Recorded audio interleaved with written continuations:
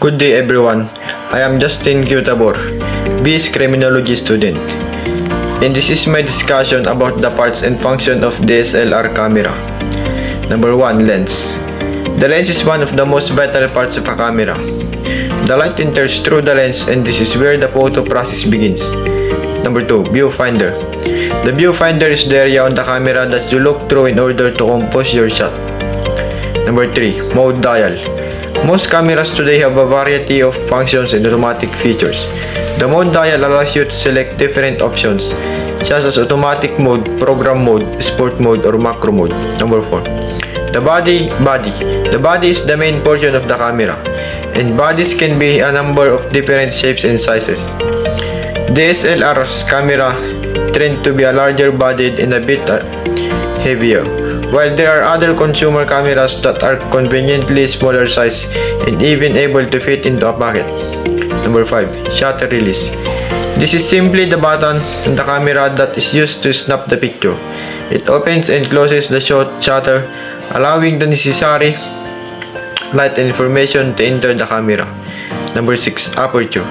The aperture affects the image's exposure by changing the diameter of the lens opening, which controls the amount of light reaching the image sensor. Number 7. Image sensor. The image sensor converts the optical image to an electronic signal, which is then sent to your memory card. There are two types of image sensors that are used in most digital cameras: CMOS and CCD. Both forms of the sensor accomplish the same task, but it's a different method of performance. Number 8. LCD screen. The LCD screen is found on the back of the body and can vary in size. On digital compact cameras, the LCD has typically begun to replace the viewfinder completely. Number 9. Flash. The board flash will be available on all cameras except some professional grade DSLRs. It can sometimes be useful to provide a bit of extra light during dim, low light situation. Number 10. Focus ring.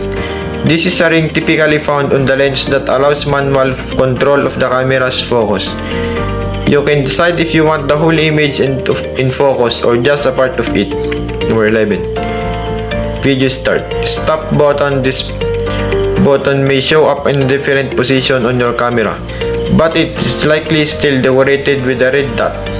Some cameras forego a separate record button and instead use the regular shutter button, along with the movie mode on the mode dial for shooting videos.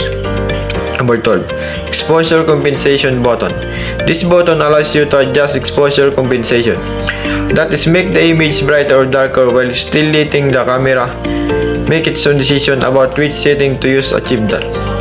Number 13. Mode dial. This sets the camera to your desired shooting mode. The standard modes are program, shutter priority, aperture priority, and manual. Number 14. Flash button. This button will trigger the pop-up flash. Its location may vary from the camera to camera, but the lightning bolt symbol is universal, so you'll always be able to find it. Number 15. Lens retract button. Retractable lenses are becoming increasingly popular as they are more compact than non-retractable models. Number 16. Lens release button. Press this button to unlock the lens mount and detach the lens by rotating it. You don't need to press it when mounting a lens. Number 17. Autofocus and auto exposure. When using autofocus and auto exposure, holding this button down will lock those settings.